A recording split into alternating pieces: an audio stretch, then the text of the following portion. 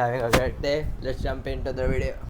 So a lot of the guys in the comment sections were asking for an alternate variation of the deck where you could use something different instead of the Inferno Dragon. So I've been trying out some different variations over the last few days, and well, this one works best. You replace the Hunter instead of the Inferno Dragon and add in Wall Breakers instead of Skeleton Barrel. This version works best so far of all the versions I have tried.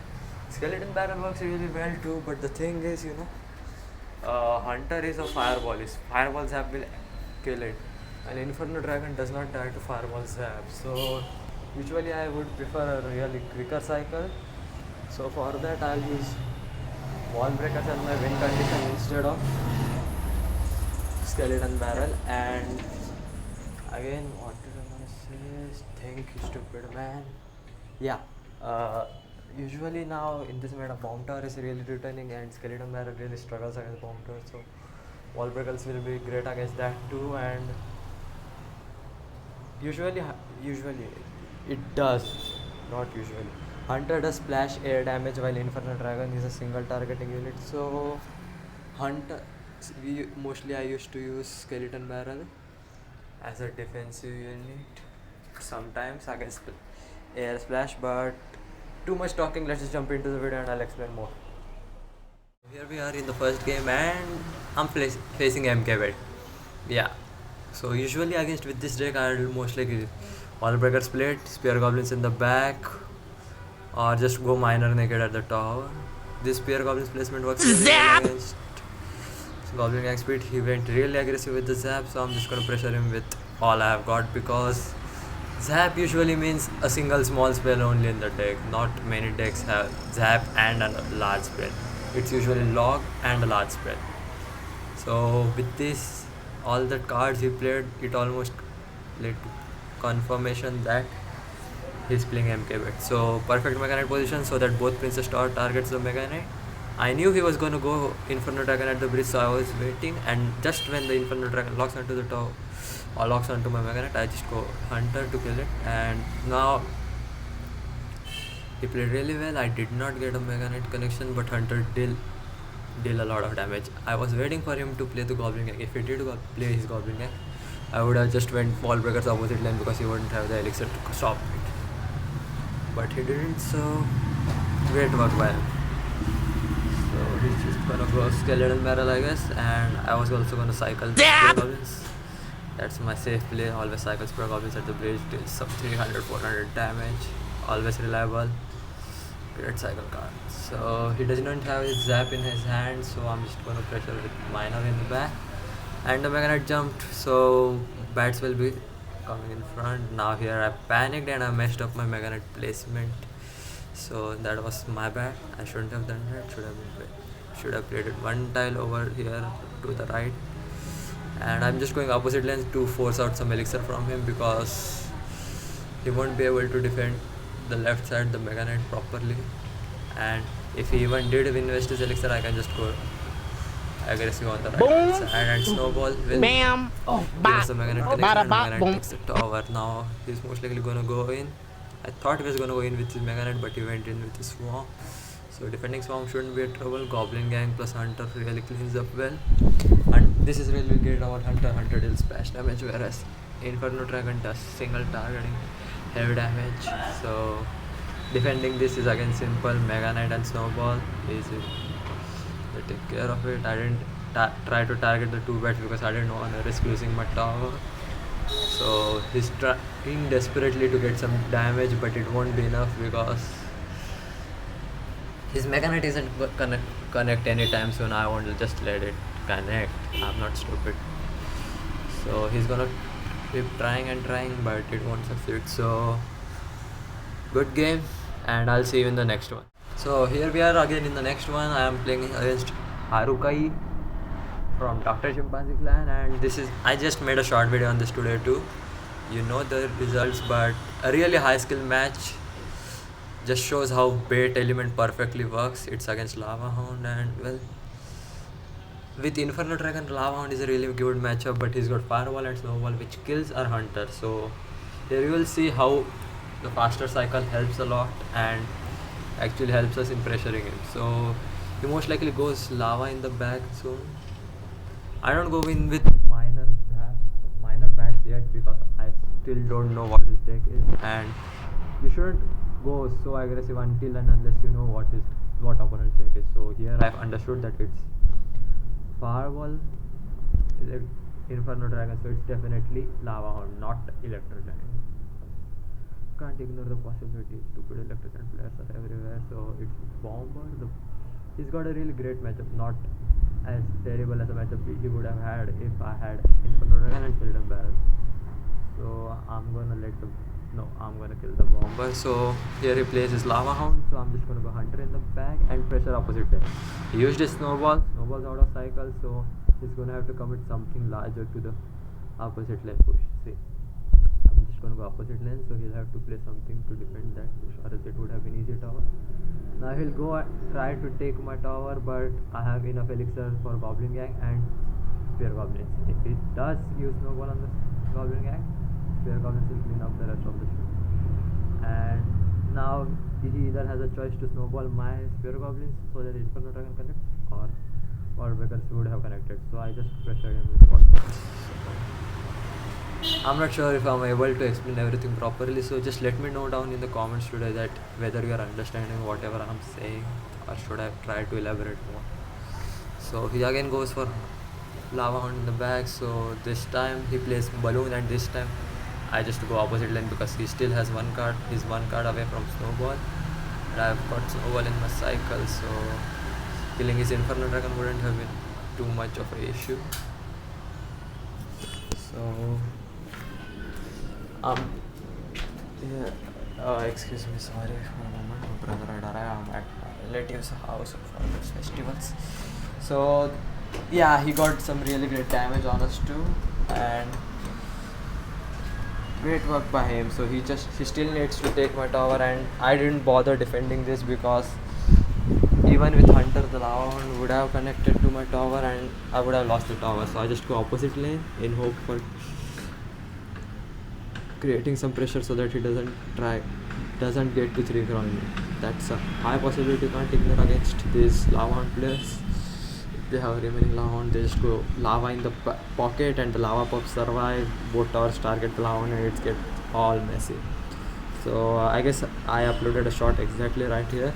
So go Hunter on the Lava Hound while I play Miner over here, so that both minions get kited over and stay distracted while Spear Goblins and everything else will clean up the lava push, and Spear Goblins will also clean up the Inferno Dragon. I'll cycle a Snowball over here because I need Snowball in cycle when he uses his Balloon, and well, I didn't want his Karmi leaving, so or else Karmi would have just killed my Spear Goblins and everything really. So I go Goblin Gang in the back so that Spear Goblins over there, so that the minions stay distracted while the Hunter takes care of the Balloon. The Hunter buff is really great and it's working really well in this beta. So I guess for this season I'm just gonna use this deck instead of my main MK bet variation. So now that his bells are out of cycle, I try to pressure him with Spear Goblins and it works, and GG's. So I'll see you in the next one. So here we are in the third game, and to this match I'm facing P.E.K.K.A. Ram Rider Bridge Spam deck. So I'm just gonna cycle Wallbreakers at the bridge, and now he plays Barbarian Barrel, so that either leaves two options, either graveyard or quite a lot of options, but I thought it was gonna be graveyard, but he played his Bandit, and if his which confirms it's P.E.K.K.A. Bridge Spam. So I'm just gonna have to take a little passive route because against P.E.K.K.A. Bridge Spam you can't really play offensive because they've got great counters to my deck. I messed up my Spear Goblin's placement due to which he gets a connection. He goes Ram in the back, so I'm just gonna cycle Miner and Wallbreakers opposite lane. Great snowball from him. He activated King Tower. Really great snowball. And Hunter snowball cleans up his Ram Rider push while Bats will take care of the baby dragon. So really great play from him. That's if you play Miner over there and play snowball perfectly connected King Tower. Great play by Pool. Simple. So my old reliable move, just cycle Spear Goblins at the bridge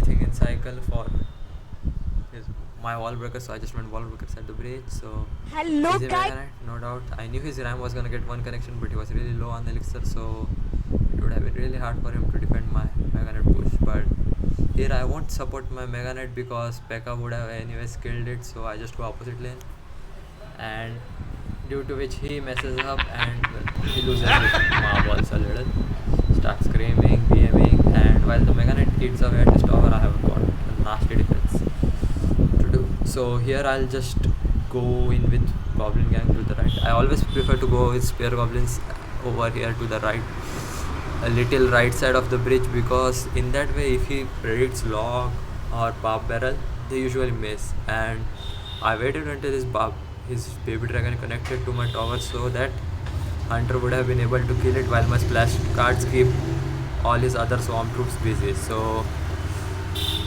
clean defense. Our tower still has half the health remaining and he's just mad, spamming hog emotes. I was so tempted to BM back, but I don't BM unless I'm not winning because karma really hits hard. I don't want to mess with karma. So he just goes in with his P.E.K.K.A opposite lane, so I'll just kill confirm, like ensure that the tower dies, and now I have to prepare for a big defense. I'm just gonna play MK in the back. That's a high possibility that he's gonna go opposite lane, which he did. So I'm just gonna have to defend that with Snowball and Goblin Gang. Goblin Gang Snowball, great combo. Spear Goblins over there will just clean up the bandit, and great defense. He gives us a well played, and the Snowball he played was really perfect. Beauty. So here we are in the last game, and I'm facing Balloon Cycle. Balloon Cycle has got 2 spells and Bomb Tower or 3 spells. Bomb Tower or Run Delivery is kinda exchangeable. So Balloon Cycle is really back in the meta, and the original MK bet variation struggles a lot against it. So he played his 3 cards, so I just thought that maybe it's gonna be a Lockbait deck, the Mortals Lockbait Cycle, 8 points. But when he played his Ice Golem, it was confirmed that he's playing Balloon Cycle. So Hunter is really great against Balloon Cycle. So I just snowball over here because I don't want to take too much damage from the bats, and you'll see every little thing in this matchup matters because he relies heavily on the chip damage as well, not just the balloon connections. And I'm gonna always keep up the pressure because he's got 3 spells, so if I even manage to build up a huge push, he'll be easily able to defend it with Royal Delivery and Log. Most of my supporting troops are dead.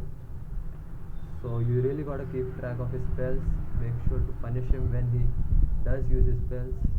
So keep track of when isn't his Ice Golem in cycle and Snowball, because if Ice Golem and Snowball both are out of cycle, you can just go at bridge with minor bats. Really reliable strategy. He'll be forced to use this Royal Delivery, which gives you the room to use wall breakers anyway. So he goes in with his minor, really confusing move if you ask me. I thought he was gonna go in with balloons, so I just trapped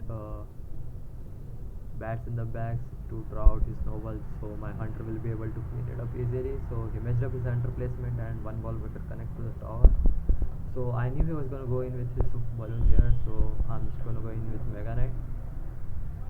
Wait until the last moment till he uses his spell to play my hunter, and now I'll just take one connection instead of using the snowball, because using the snowball would have been too huge of a commitment, and I needed to break through his defense, and this was my chance. So I went in, and so kill confirmed here.